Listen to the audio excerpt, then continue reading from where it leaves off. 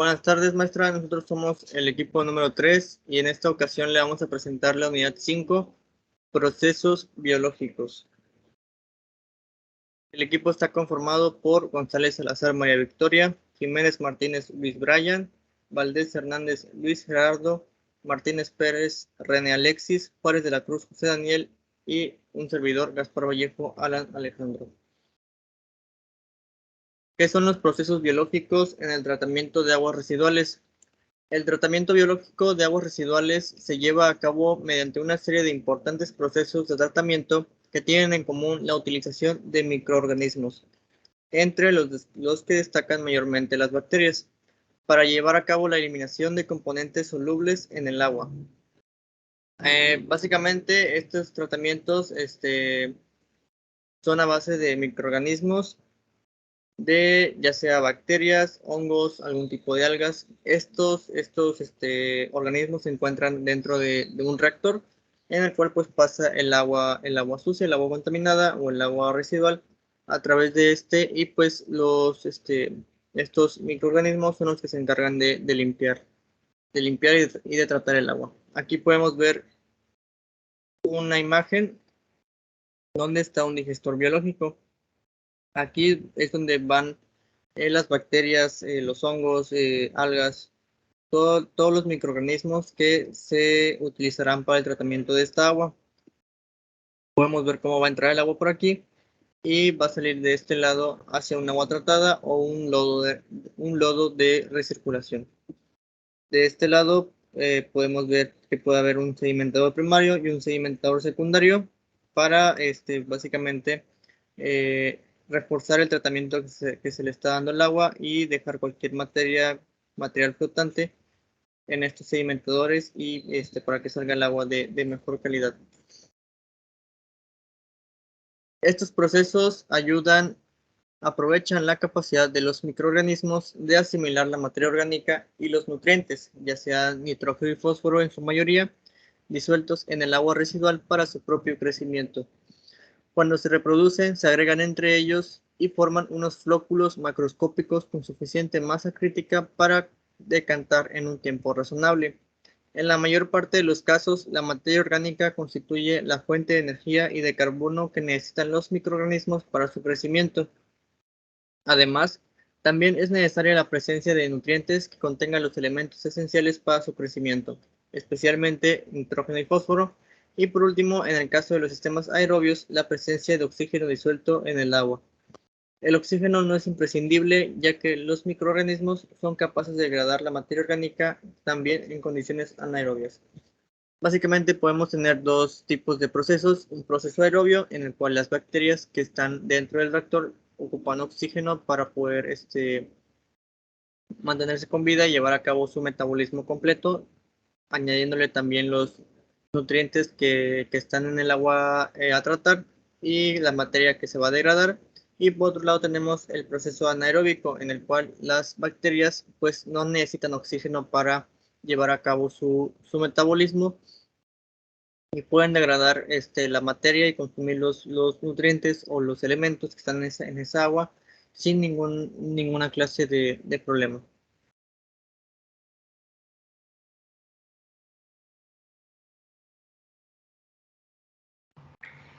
Bueno, vamos a empezar con el primer tema de la unidad, cuál es 5.1, que son los procesos aerobios.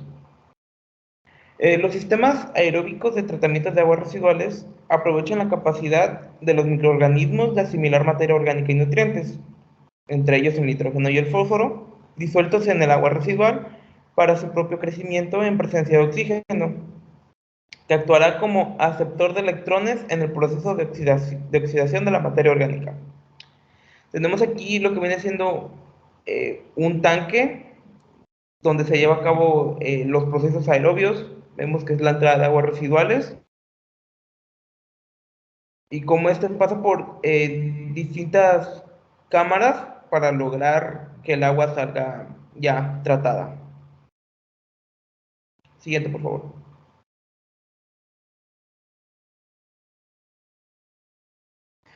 Los sistemas aerobios se componen principalmente de varias etapas. La primera sería el pretratamiento, que en esta etapa se procede a la eliminación de sólidos de gran tamaño. Muchas veces al ser aguas pues residuales llegan con basura que puede llegar mediante la calle, que pueden ser desechos plásticos o de gran tamaño. Estos materiales, si no son eliminados eficazmente, pueden producir severas averías en los equipos. Las piedras, arena, latas, etcétera, producen desgaste de las tuberías y de las conducciones, así como de las bombas. Los aceites y grasas que pueden llegar, estos pueden llegar ya que muchas veces en los propios hogares se desconoce el daño que pueden causar y los echan en los drenajes.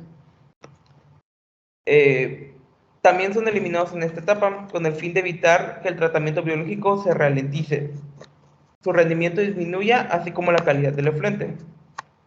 Las principales operaciones que se pueden emplear en función de la procedencia del agua residual a tratar, de su calidad o de los tratamientos posteriores son la separación de grandes sólidos, el desbaste, el tamizado, el desarenado, el desaceitado, desengrasado.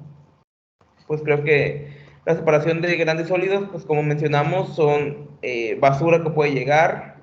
El desarenado, pues es quitar la arena que puede traer el agua residual. Y el desaceitado, desengrasado, es pues quitar grasas y aceites que pueda traer el mismo agua. Siguiente, por favor. Después del pretratamiento viene el tratamiento primario. En esta etapa se eliminan los sólidos en suspensión de las aguas a tratar, empleándose distintos procesos físico-químicos. Estos sólidos en suspensión pueden ser sólidos sedimentables, flotantes o coloidales. Los distintos procesos físico-químicos que se llevan a cabo para lograr que se eliminen estos sólidos es la sedimentación, la cual es la separación por gravedad que permite que las partículas más densas que el agua se depositen en el fondo del sedimentador. Este proceso va a ser más eficaz cuanto mayor sea el tamaño y la densidad de las partículas a separar del agua. Otro proceso es la flotación.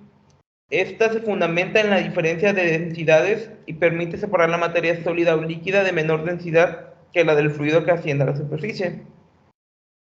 Este proceso utiliza aire como agente de flotación y en función de cómo se introduzca el líquido. También tenemos la coagulación-floculación como proceso físico-químico. Este dice que si hay presencia de partículas de tamaño muy reducido, se forman suspensiones coloidales de gran estabilidad debido a las interacciones eléctricas entre las mismas con una lenta velocidad de sedimentación.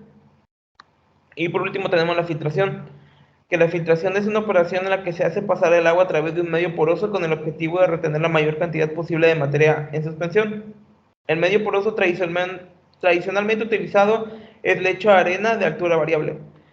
Pues estos tratamientos estos procesos, perdón, los vimos a lo largo de las unidades pasadas y dependiendo de la cantidad, de la calidad del agua que se va a tratar, pues será el proceso que se va a escoger.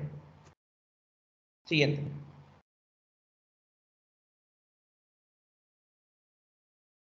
Bueno, continuando con el tratamiento primario, tenemos una imagen en donde podemos ver lo que es la rejilla. El funcionamiento de la rejilla es evitar que los sólidos gruesos, ya sean plásticos, trapos y otros tipos de basura, entren a la planta de tratamiento.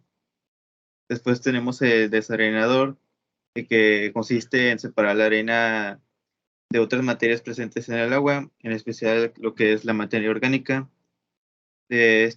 para que sea de tal manera sea retenida y no arrastre otras materias, lo cual es generalmente muy difícil. Y tenemos la aclaración, que reduce el contenido de sólidos en suspensión y contaminantes incrustados. Siguiente, por favor. Y bueno, tenemos el tratamiento secundario, que los tratamientos secundarios se fundamentan en procesos biológicos en los que se emplean microorganismos, en los que se destacan las bacterias, para llevar a cabo la eliminación de materia orgánica biodegradable, tanto coloidal como disuelta. así como la eliminación de compuestos que contienen elementos nutrientes, como lo son el nitrógeno y fósforo. Y bueno, tenemos lo que es la digestión. En los sistemas aeróbicos, el agua residual pasa a un reactor digestor aeróbico, donde se encuentran los microorganismos responsables de oxidar la materia orgánica disuelta, empleando para ello un flujo de oxígeno. Lo que consiste en la digestión es que separa el agua tratada con el fango que se genera en el proceso biológico. Y después tenemos la decantación, que es la separación de los lodos formados, que se produce por gravedad en los sedimentadores secundarios. Lo que es la decantación sirve para separar los diferentes componentes, que estos se destacan por su densidad, que se sitúa en lo más denso del fondo del decantador, ya sea por la gravedad, y así quedando solamente lo que es el agua clarificada en la superficie. Como se puede ver en la imagen, tenemos lo que es el tratamiento secundario,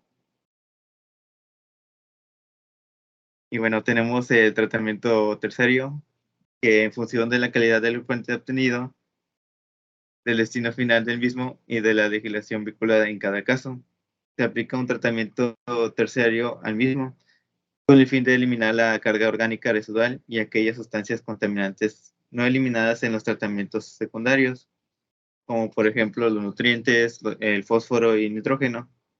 Puede usarse cualquier combinación de proceso, de tratamientos físicos, químicos o biológicos.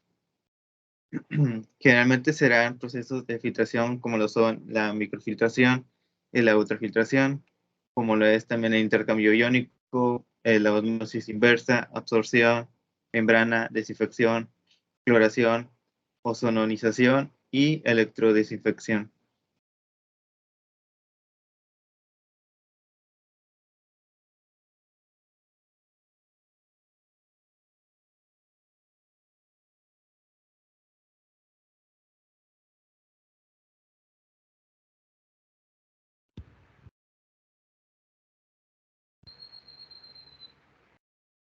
Buenas tardes. Yo les voy a hablar sobre el tema 5.2, procesos anaerobios. Estos tratamientos anaerobios consisten básicamente en procesos realizados por grupos bacterianos que son específicos en la ausencia de oxígeno y transforman la materia orgánica en una mezcla de gases, fundamentalmente metano y CO2, conocidos como biogás. El proceso anaerobo es un proceso usado en el tratamiento biológico de aguas residuales, en el que un consorcio microbiano convierte la materia orgánica en biogás. Metano 50-70%, dióxido de carbono 30-50%, pequeñas cantidades de sulfuro, de hidrógeno, mercaptano e hidrógeno, en ausencia de oxígeno. Como nos muestran en la imagen, tenemos que esta sería la salida del gas. Tenemos nuestros sedimentadores, también tenemos la salida del agua, el soporte de fluidificado con biopelícula y el lodo de purga. Y a su vez tenemos la entrada del agua. Y todo esto se haría a base de la recirculación. El reactor anaerobio de lecho fluidificado es 100% expandido. Siguiente, por favor. El proceso comprende dos etapas de fermentación ácida, que es donde se lleva a cabo la hidrólisis y la acetogénesis, junto con la fermentación metanogénica, donde ocurre la acetogénesis y metanogénesis. Bueno, en la imagen podemos ver nuestro recolector de biogás, y a su vez tenemos lo que serían el tanque de mezclado, la entrada del purín, del estiércol de ganado y de agua. Tenemos el nivel del suelo, el tubo de entrada, la mezcla de estiércol y agua y tanque de digestión, el tanque de digestión subterráneo, el gasómetro flotante, la salida 4 del biogás y la válvula de gas, la toma de corriente, el tanque de escurrimiento, los lodos gastados y el tubo de salida. También a su vez tenemos el tabique y el soporte de la tubería.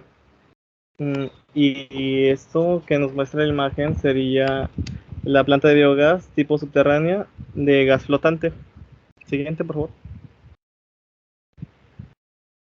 En la etapa de fermentación ácida, los compuestos orgánicos complejos del agua residual, proteínas, grasas e hidratos de carbono son hidrolizados en compuestos orgánicos más sencillos, aminoácidos, azúcares y ácidos grasos de cadena larga, por un grupo de bacterias anaerobias, facultativas, acidogénicas o fermentativas, las cuales tienen una velocidad de crecimiento más elevado que las bacterias metogenéticas, responsables de la etapa de fermentación metogenética. En la etapa de fermentación metogenética, las bacterias metogenéticas, que son estrictamente anaerobias, convierten los ácidos de cadenas más largas a metano, dióxido de carbono y ácidos orgánicos de las cadenas más cortas. Y esto sería todo de mi parte.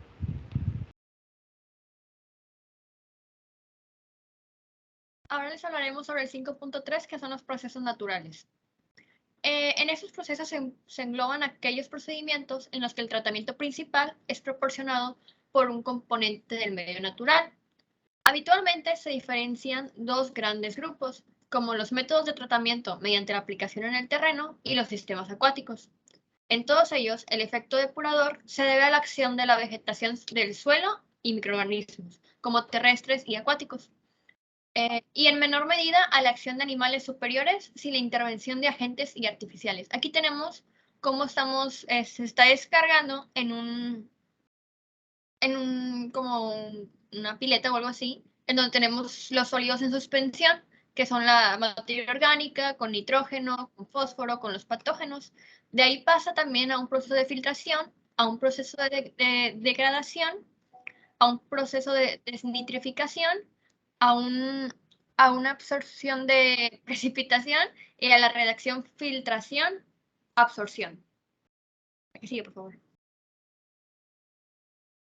En estos procedimientos naturales se caracterizan en general por sus menores necesidades de personal de operaciones, un menor consumo energético y menor producción de fangos. Sin embargo, habitualmente requieren mayores superficies de terreno disponibles. Algunos de estos métodos o conceptos de depuración han sido conocidos y empleados desde hace siglos, habiéndose puesto de actualidad con la aparición y divulgación del concepto de vertido de contaminación, cero vertido o cero. Entre los métodos de tratamiento en el terreno se incluyen habitualmente tres tipos, que son la infiltración lenta, la infiltración rápida, el flujo superficial. El rasgo común de todos ellos es la depuración conseguida a través de los procesos físicos, químicos, biológicos naturales que son desarrollados en un sistema planta, suelo, agua, matriz, rocosa. ¿La que sigue? Aquí tenemos el cómo se lleva a cabo este proceso anterior. Tenemos nuestra fosa séptica que está revocada o isolada. Aquí es donde entran todos nuestros líquidos vertidos. Ya los líquidos vertidos pasan a este tipo como que de huertos, en donde pasan las piedras rocosas, las piedras grosas, perdón, que son esas cafecitas, la piedra brita, que es esta como que más grisecita, y el pedrisco, que es como la más blanca, y con la arilla grosa, que es esta cafecita. De aquí también tenemos nuestro nivel de máximo al que va a pasar nuestro efluente. De ahí pasan todos los procesos que mencioné anteriormente, como la filtración. Y finalmente sale por esta salidita.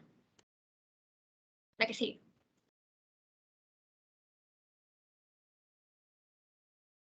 También tenemos que los llamados métodos acuáticos se basan en la creación de un flujo controlado en el que microorganismos y plantas principalmente transforman los contaminantes.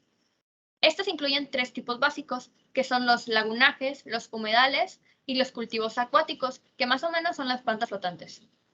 En estos últimos se han desarrollado como una variante del lenguaje convencional, aprovechando la captación de nutrientes por las plantas, lo que mejora los rendimientos de las lagunas de estabilización. Y estos métodos acuáticos en general se proyectan para un flujo continuo con descargas a ríos o lagos próximos. Gracias a estos métodos que tenemos, se utiliza menos mano de obra y estamos haciendo como que un proceso más natural. Y por mi parte es todo.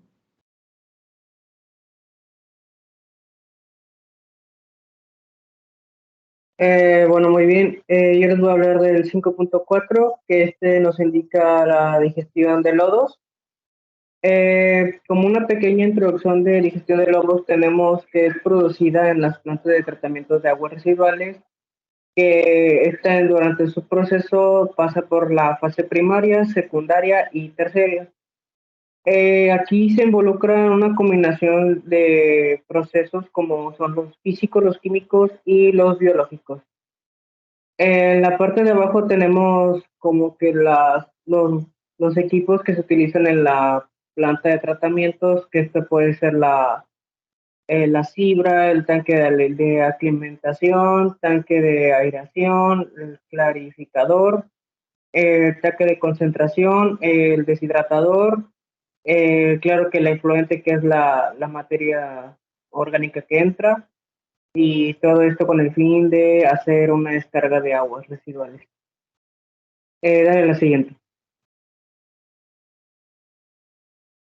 Bien, aquí vamos a hablar ya más desglosadamente de lo que es la fase primaria y la fase secundaria. En la fase primaria se dice que se pueden separar del agua del servidor componentes fluctuantes. Estos pueden ser la basura, que es arrastrada por el flujo de agua servida y arena. Los lodos están formados por sustancias contaminantes y peligrosas para la salud. Por este motivo, los lodos deben de ser tratados. Los lodos extraídos de los procesos de tratamiento de dichas aguas residuales, ya sea domésticas o industriales, tienen un contenido en sólidos que varía entre el 0.25 y el 12% de su peso. En una planta de aguas residuales domésticas, los lodos se generan principalmente en las etapas de tratamiento primario y tratamiento secundario. Como composición de los lodos primarios, tenemos que las características del agua, recogidas del agua, claro, el lodo primario generalmente contiene una gran cantidad de materia orgánica. Esto también puede ser vegetales, frutas, papel o etcétera. Y en cuestión de su consistencia, se caracteriza por ser un flujo denso con un porcentaje de agua que varía entre el 93% y el 97%. Bien, los lodos primarios se producen en la sedimentación primaria, en la cual remueven sedimentables. La cantidad depende de la carga superficial o tiempo hidráulico de retención. En la sedimentación primaria con químicos se producen más lodos. Esto es con productos de mayor remoción y de la precipitación química de la materia coloidal. Esto, como lo dije anteriormente, pues también se puede, o sea, diferentes tipos de materia orgánica, y va a ser el mismo procedimiento. La siguiente. Bien, aquí ya les voy a hablar de los lodos secundarios. Estos nos dedicas que se producen en procesos de tratamientos biológicos que convierten residuos o sustratos solubles en biomasa. También incluyen la materia particulada que permanece en el agua después de la sedimentación primaria y que se incorpora en la biomasa. La cantidad producida depende de varios factores. Eso puede ser la eficiencia de tratamiento primario, la relación de los sólidos suspendidos totales a la demanda bioquímica de oxígeno, la cantidad de sustrato soluble, la remoción de nutrientes y criterios de diseño de tratamientos. Puede variar entre otras cosas también, pero estas son las más importantes. Los lodos secundarios se producen en los reactores biológicos y se sedimentan o separan de aguas en los sedimentadores secundarios. Estos sedimentadores tienen una tipo tolva, y aquí se almacenan y se concentran los lodos sedimentados. La extracción de los lodos sedimentados se efectúa por una carga hidráulica y por el accionamiento mecánico de las rastras que barren el fondo del tanque, empujando los lodos sedimentados a la tolva para su extracción. En conclusión, podemos decir que los lodos secundarios alcanzan una vida de lodo constante, esto con el fin de lograr que la biomasa en exceso deba ser eliminado de las plantas biológicas de tratamiento de lodo. Y tenemos que también el lodo es rico en cuestión de lodo activo. Vean la siguiente.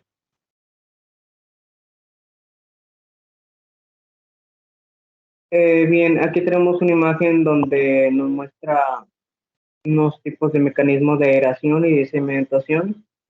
Nos dicen que el afluente, o sea, el proveniente del tratamiento preliminar, se introduce en el tanque de aeración. Aquí se producen unos lodos que se precipitan en la parte baja para que pues, con el paso del tiempo la biomasa pueda salir hacia arriba. Y en cuestión del otro tanque que nos habla de sedimentación, nos dice que el efluente sale y la parte de abajo es la tolva donde también se puede salir la recaudación de los lodos, y en cuestión del efluente salen algunos tipos de lodos que se pueden utilizar como fertilizantes. Y eso sería todo de mi parte más.